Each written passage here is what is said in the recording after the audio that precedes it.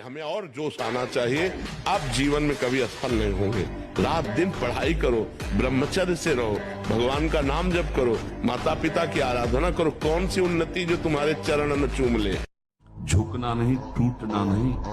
माया का कार्य है झुका देना, रौन देना और पश्चाताप मत करना। प्रायः कहा जाता है प्रायश्चित करो, पश्चाताप। हमारे पास समय नहीं है। राधा राधा राधा सब हो गया, पश्चाताप बढ़ा गया। पीछे की बातें छोड़ो बच्चा, जो हो गया उसको लात मारो, बुरा सपना मान करके छोड़ दो।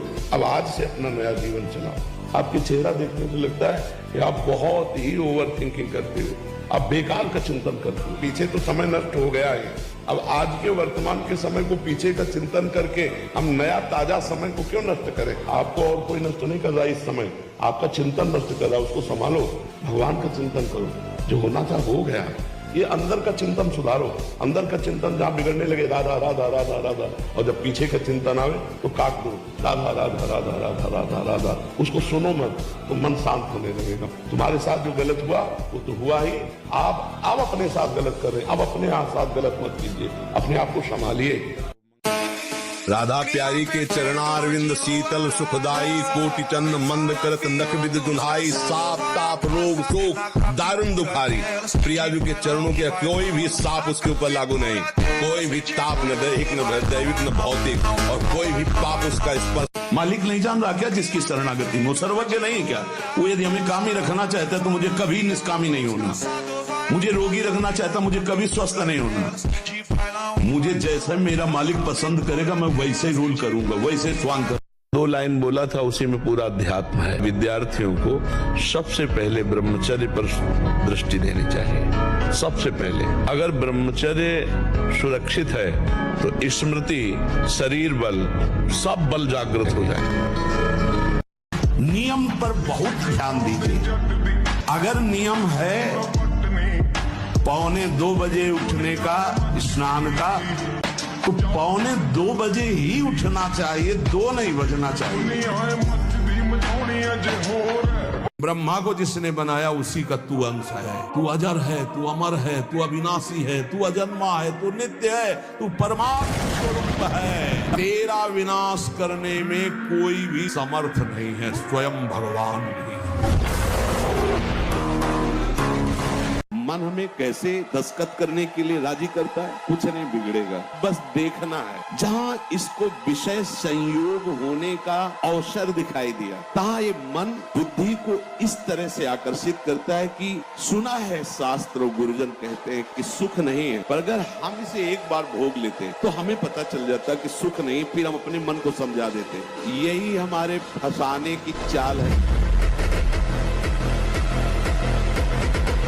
देखो, आपके पीछे के कर्म प्याज जैसे बदबू वाले जमा है गोदाम। ऊपर से यदि केसर और कपूर लाद दिया जाए तो केसर और कपूर की गंध प्याज को नष्ट करके अपना प्रभाव दिखा दे। नाम जब कीर्तन कथा वार्ता ये है केसर कपूर। लाद दो अपने पूर्व पाप के ऊपर, भगवान नाम का वजन सब दब जाएगी उसकी दुष्प्रवृत्तियां।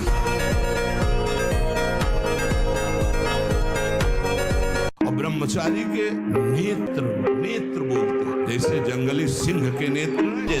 शरीर नहीं उठ पा रहा तो उसका चिंतन भागवती करने लगे, जिसे हम बहुत सरल समझ रहे, बहुत सुख समझ रहे, बहुत ध्यान का इसलिए विषय है। ये नींव है हमारे अध्यात्म की, हमारे परमात्मा की। अगर हम आज दहाड़ रहे हैं तो भगवान की शरण में और ब्रह्मचर्य से, उससे हम दहाड़ रहे हैं। भगवान की शरण में और ब्रह्मचर्य, वही तुम्हें सब नौजवानों को कहते हैं। जिसे निकालने में इतना आनंद समझते हो, उसको रोक के तो देखो, बहादुर बन जाओगे, माया पर विजय प्राप्त कर लोगे। हर विपत्ति, हर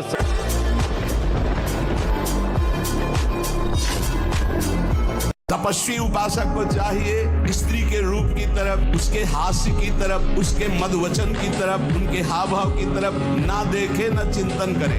ब्रह्मचर्य व्रत में रत रहने वालों को अत्यंत सावधानी पूर्वक अपनी इंद्रियों को दर्शन, संभाषण, चिंतन से बचाना है।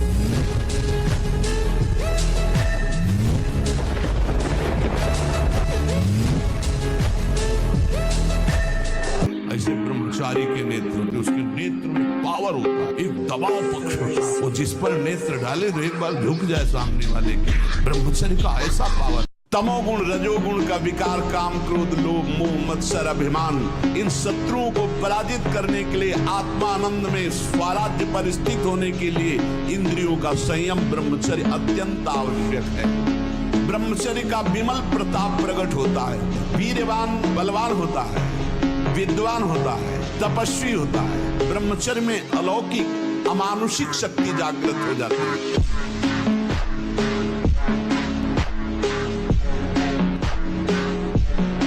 सबसे पहली बात, इस मार्ग के पथिक को उद्विग्न नहीं होना चाहिए, परेशान नहीं होना चाहिए कि अब मन नहीं लग। हमने खूब अनुभव किया इस मन की चाल को।